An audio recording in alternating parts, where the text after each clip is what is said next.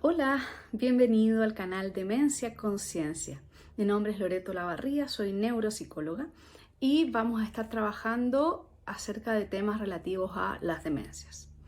Hoy día vamos a ir a una situación que a muchas personas les ha tocado vivir, probablemente quizás estás buscando información precisamente por eso.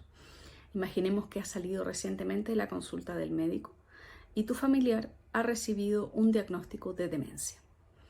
La pregunta más lógica es, bueno, ¿qué significa esto? ¿Qué significa tener una demencia? ¿Qué es lo que va a implicar para mí? ¿Qué es lo que va a implicar para mi familiar? Son preguntas que a veces salen después de que dejamos la consulta del médico. No siempre se nos ocurren todas las preguntas cuando estamos ahí en el mismo momento. Y bueno, la idea es un poco con esta serie de videos que vamos a hacer es ir aclarando justamente las dudas que puedan ir saliendo a lo largo del tiempo. Más aún porque esta es una enfermedad que va a progresar y digamos, al ser una enfermedad que progresa, los síntomas cambian y las preguntas van cambiando también. Por supuesto, si tienes un equipo de cabecera con el cual estás trabajando, te invito a que siempre mantengas una comunicación muy fluida con ellos. Vamos hoy día a discutir acerca de qué es una demencia, qué significa tener demencia. En los videos próximos de las próximas semanas vamos a revisar los distintos tipos de demencia y digamos cómo es el que cambia la conducta cuando aparecen este tipo de enfermedades. Te invito a suscribirte al canal si es que este tipo de contenidos te interesa y a darle like para que más personas puedan tener acceso a este contenido. Y por supuesto a compartir. Bueno, ¿qué significa tener demencia? Muchas veces se ha asociado, se ha usado como sinónimo la palabra demencia con locura. Decimos, y no es raro escuchar, no, esta persona está demente, como queriendo decir está loco. La verdad es que eso no es un concepto muy exacto para decir que es una demencia. Más bien es un concepto que de pronto es como más antiguo y que tiene también su cuota de estigma, así que no lo vamos a usar como sinónimo de locura. Una demencia es una enfermedad cerebral que puede tener distintas causas. Vamos a hablarlo en futuros videos sobre estas posibles causas. Pero es una enfermedad que habitualmente va a tender a la progresión y que va a tener tres pilares fundamentales para poder como entenderla. Es un síndrome que está compuesto por una serie de síntomas y esos síntomas pueden ser de tipo cognitivo.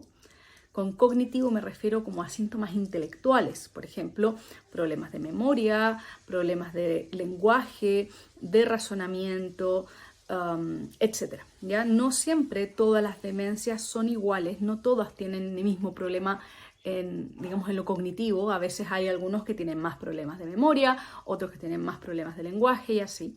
Depende un poco del tipo, digamos, los síntomas cognitivos que vamos a esperar. Pero no solamente está la parte cognitiva o intelectual, o sea, dentro de todo sería relativamente sencillo poder trabajar con alguien que tiene problemas de ese tipo y no más.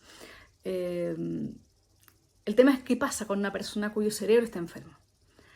Sabemos qué es lo que ocurre si es que, por ejemplo, una persona, no sé, se enferma y tiene problemas de los pulmones, o problemas cardíacos, o problemas al estómago. Pero ¿qué es lo que pasa cuando el cerebro se enferma? ¿Dónde está la personalidad de una persona? Son preguntas que quizás hasta ahora no te habías hecho. Y sí, está en el cerebro, o sea, el cerebro es la estructura que da forma a eso. No quiero ser reduccionista diciendo que todo está en el cerebro, por supuesto hay otros aspectos que hay que considerar y no quiero con esto quitar, por ejemplo, aspectos espirituales u otros que tengan que ver con tu concepción del mundo, está bien, pero convengamos que el cerebro es una base importante para la personalidad. Y entonces no solamente vamos a ver cambios en lo intelectual, que los vamos a ver, también vamos a ver cambios, por ejemplo, en la conducta y en la personalidad. A lo mejor una persona que era muy educada y muy correcta puede por ahí que se ponga un poco grosero e incluso impertinente o que pierda el filtro. En algunas ocasiones vemos personas que empiezan a pensar, por ejemplo, que alguien les quiere hacer daño, cosa que antes no lo hacía, o muy frecuentemente está más apático, con menos iniciativa a hacer cosas. Y a lo mejor era una persona sumamente activa y es un cambio importante respecto a quien era antes. Y con esto quiero hacer un alcance porque es algo muy importante, esto que voy a decir a continuación. Estos síntomas intelectuales, estos síntomas de la conducta son un cambio respecto a cómo la persona era antes. Quiero aclararlo porque no no es infrecuente que conforme pasen los años empecemos a tener más temor de tener Alzheimer o de tener otra enfermedad de este tipo.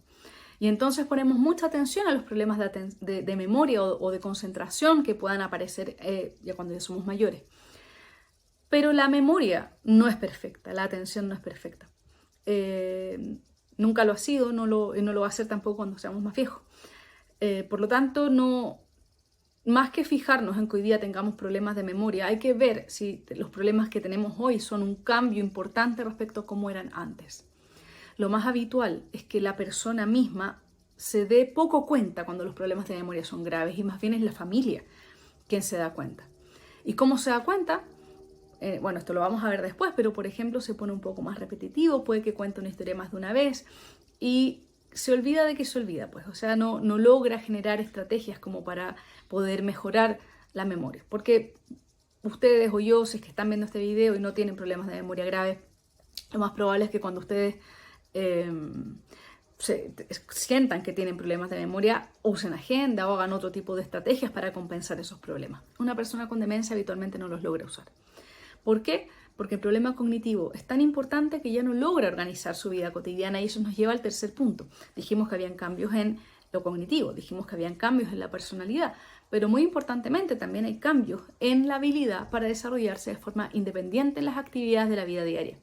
Cada vez más la persona empieza a dejar de ser capaz de estructurar y organizar su conducta. Por ejemplo, ya no es capaz de organizar, por ejemplo, hacer una cena, de pronto empieza a olvidar tomarse los medicamentos de forma correcta.